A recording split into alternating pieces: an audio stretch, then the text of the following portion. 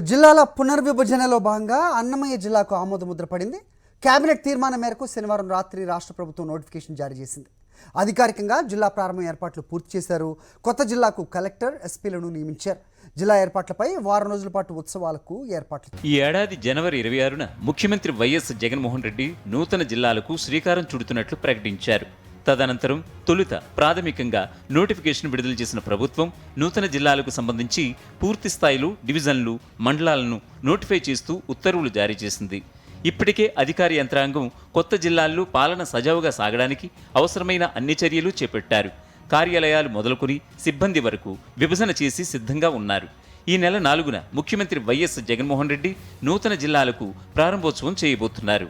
కొత్తగా ఏర్పడిన అన్నమయ్య జిల్లాలు 3 రెవెన్యూ డివిజన్లతో పాటు 30 మండలాలు ఉండబోతున్నాయి. అందుకు సంబంధించి రాయచోటి రెవెన్యూ డివిజన్ పరిధిలో సంబేపల్లె, చిన్నమండెం, రాయచోటి, గాలివీడు, లెక్కిరెడ్డిపల్లె, రామాపురం, పీలేరు, గుర్రంకొండ, కలకడ, కంభంవారిపల్లి మండలాలు, మదనపల్లి డివిజన్ పరిధిలో 11 గ్రామాలు ఉండనున్నాయి. ఇక రాజంపేట రెవెన్యూ డివిజన్కు సంబంధించి 9 గ్రామాలున్నాయి. రాజంపేట రెవెన్యూ డివిజన్ పరిధిలోని ఒంటిమిట్ట, సిద్ధవటం మండలాలను కడప జిల్లాకు దగ్గరగా ఉండడంతో కడప రెవెన్యూ డివిజన్ పరిధిలో చేర్చారు. రాయచోటిని నూతన రెవెన్యూ డివిజన్గా ప్రకటించారు. కడప రెవెన్యూ డివిజన్ పరిధిలో 36 మండలాలు, నూతనంగా ఏర్పాటవుతున్న అన్నమయ్య జిల్లాలు 30 మండలాలు ఉండగా వైఎస్ఆర్ కడప జిల్లాలో 7 నియోజకవర్గాలతో పాటు 36 మండలాలు, 3 రెవెన్యూ డివిజన్లను కేటాయించారు. అదేవిధంగా అన్నమయ్య జిల్లాకు సంబంధించుకొని కొత్త రెవెన్యూ డివిజన్ రాయచోటితో పాటు పాత రాజంపేట డివిజను, అదేవిధంగా మదనపల్లి డివిజన్స్ కూడా ఏర్పాటు చేయడం జరిగింది.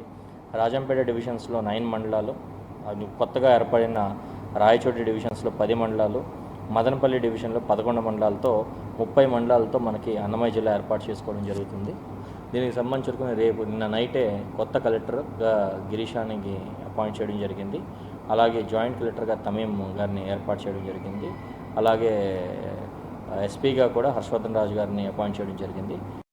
కొత్త జిల్లా ఏర్పాటుతో పాలనాపరమైన అవసరాల కోసం అన్ని ఏర్పాట్లు పూర్తి చేశారు.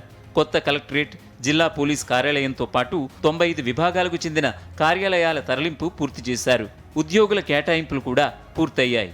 పోలీస్ విభాగం కూడా అన్ని ఏర్పాట్లు పూర్తి చేసినట్లు జిల్లా యంత్రాంగం తెలిపింది. కీలక బాధ్యతలు నిర్వర్తించే ఉన్నతాధికారులను రాష్ట్ర ప్రభుత్వం అనుకున్న సమయం ప్రకారం నియమిస్తూ ఉత్తర్వులు జారీ చేసింది. తిరుపతి మున్సిపల్ కార్పొరేషన్ కమిషనర్ గిరీషాను అన్నమయ్య జిల్లా కలెక్టర్గా బదిలీ చేస్తూ ఉత్తర్వులు జారీ చేసింది.